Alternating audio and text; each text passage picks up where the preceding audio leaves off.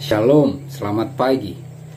Terpuji-pujilah Tuhan Allah yang maha baik, yang terus menuntun, menjaga, memelihara kita, sehingga seizin Tuhanlah pagi hari ini kita bisa berjumpa kembali dalam renungan pagi bersama yang diambil dari buku Maranatha Tuhan Datang, yang ditulis oleh hamba Tuhan Nyonya Ellen G. White.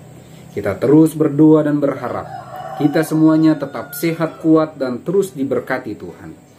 Sebelum kita merenungkan kebenaran firman Tuhan, mari kita sama-sama berdoa. Ya Tuhan Allah Bapa kami yang bersemayam dalam tata surga, berbicaralah ya Tuhan, karena kami telah siap untuk merenungkan kebenaran firman Tuhan. Kiranya Roh Kudus Tuhan terus mengurapi kami, menuntun kami, menguatkan kami, sehingga kami bisa mengerti akan firman-Mu dan dapat menghidupkannya dalam kehidupan kami. Dalam nama Yesus kami berdoa, amin.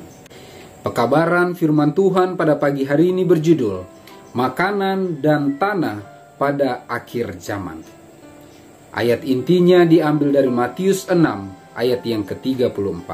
Sebab itu janganlah kamu khawatir akan hari besok, karena hari besok mempunyai kesusahannya sendiri. Kesusahan sehari cukuplah untuk sehari. Keterangannya, berulang-ulang Tuhan telah menunjukkan pada saya dalam khayal bahwa bertentangan dengan Alkitab untuk mengadakan suatu perbekalan untuk kebutuhan kita sementara waktu pada masa kesukaran. Saya melihat bahwa jika umat kesucian mempunyai makanan yang mereka sediakan sendiri atau ada di ladang pada masa kesukaran, ketika pedang, kelaparan, dan wabah melanda negeri, maka itu akan dirampas dari mereka oleh tangan yang jahat, dan orang asing akan menuai ladang mereka. Maka akan datang masanya bagi kita untuk bersandar sepenuhnya pada Tuhan, dan Ia akan menolong kita.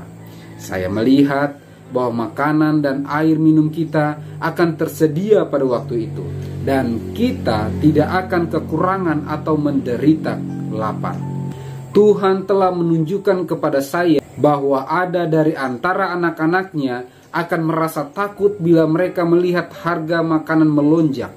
Lalu mereka akan membeli makanan dan menyimpannya untuk masa kesukaran. Lalu pada saat dibutuhkan, saya melihat mereka pergi ke tempat makanan mereka dan menemukan sudah berulat, penuh dengan makhluk yang hidup dan tidak dapat digunakan lagi. Perumahan dan tanah tidak akan berguna bagi umat kesucian pada masa kesukaran, karena mereka harus melarikan diri dari kejaran orang-orang yang sedang marah, dan pada saat itu harta benda mereka tidak dapat dimanfaatkan lagi untuk memajukan pekerjaan kebenaran masa kini. Saya melihat bahwa kalau ada orang yang memegang harta mereka dan tidak menanyakan Tuhan apa kewajiban mereka dengan harta itu, maka ia tidak akan memberitahukan kewajiban itu, dan mereka akan dibiarkan memelihara harta mereka, dan pada masa kesukaran harta itu bagi mereka akan menjadi seperti gunung menimpa mereka, dan mereka akan berusaha untuk memanfaatkannya, tetapi mereka tidak akan dapat lagi memanfaatkannya. Tetapi kalau mereka ingin diajar, ia akan mengajar mereka pada saat kekurangan kapan menjual dan berapa banyak yang dijual. Dalam pertarungan besar terakhir, peperangan dengan setan, mereka yang setia pada Tuhan akan melihat setiap bantuan duniawi sudah dihentikan. Oleh sebab mereka tidak mau melanggar hukumnya dengan menurut kepada kekuasaan duniawi, mereka akan tidak diperbolehkan membeli atau menjual. Pada akhirnya perintah akan dikeluarkan untuk membunuh mereka, tetapi kepada yang setia telah diberi perjanjian. Dialah seperti orang yang tinggal aman di tempat-tempat tinggi. Bentengnya ialah kubu di atas bukit batu. Rotinya disediakan, air minumnya terjamin. Yesaya 33 ayat yang ke-16. Dengan janji ini, anak-anak Tuhan akan hidup. Makanan dan tanah pada akhir zaman. Pekabaran firman Tuhan pada pagi hari ini menegaskan, mengingatkan kepada kita kembali akan janji pemeliharaan Tuhan.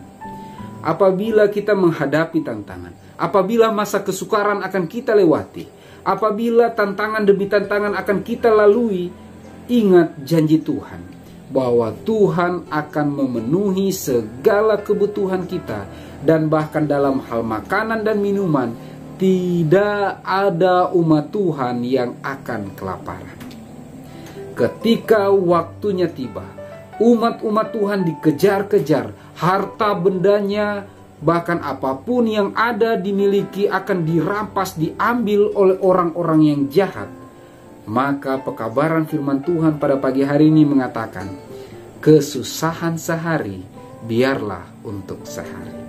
Karena kenapa? Tuhan akan mencukupi segala kebutuhan makanan, tempat tinggal, dan Tuhan akan melindungi umat-umatnya di tempat-tempat aman, di tempat-tempat terasing, di gunung-gunung, bahkan di hutan-hutan, di mana Tuhan akan lindungi umat-umatnya ketika masa kesukaran akan tiba.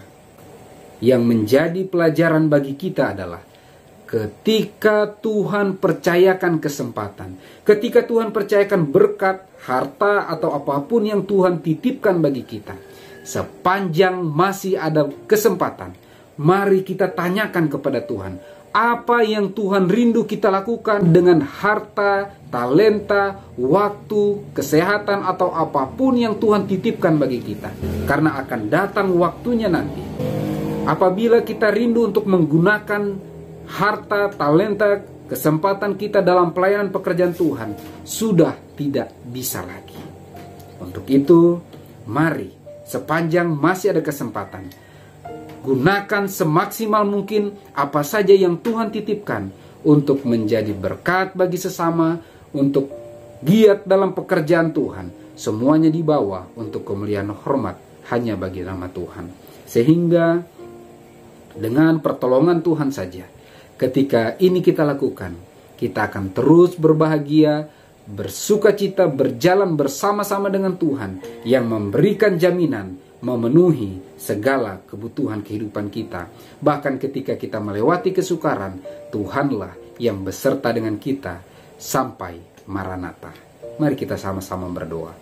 Ya Tuhan Allah Bapa kami yang bersemayam dalam tata surga, terima kasih banyak ya Tuhan, jaminan kuasa Tuhan, jaminan perlindungan Tuhan, jaminan pemenuhan kebutuhan yang Kau berikan bagi kami pada pagi hari ini. Kiranya terus menguatkan iman kami, sehingga dengan pertolongan Tuhan saja, apapun yang akan kami hadapi, apapun yang Engkau akan izinkan kami alami, kami rindu ya Tuhan untuk terus bergantung sepenuhnya kepadamu dan terus berserah kepadamu, sehingga dengan pertolongan Tuhan saja kami akan terus merasakan indahnya berjalan bersama-sama dengan Engkau. Ya Bapa, tolong berkati umat-umat Tuhan. Bantu kami untuk bisa bijaksana menggunakan kesehatan, kesempatan, harta, atau berkat-berkat apapun yang Engkau titipkan bagi kami, untuk dapat digunakan semaksimal mungkin dalam pelayanan pekerjaan Tuhan, untuk bisa menolong sesama, menuntut jiwa-jiwa datang lebih dekat kepadamu. Mampukan kami, kuatkan kami ya Bapa, sehingga dengan pertolongan Tuhan, apapun yang Engkau akan izinkan kami alami, kami akan bisa lewati, bukan karena kami sanggup, tapi karena kuasa-Mu lah yang terus menyanggupkan kami. Terpujilah nama-Mu ya Tuhan, dalam nama Yesus kami berdoa. Amin. Maranatha, Tuhan datang, Tuhan Yesus memberkati.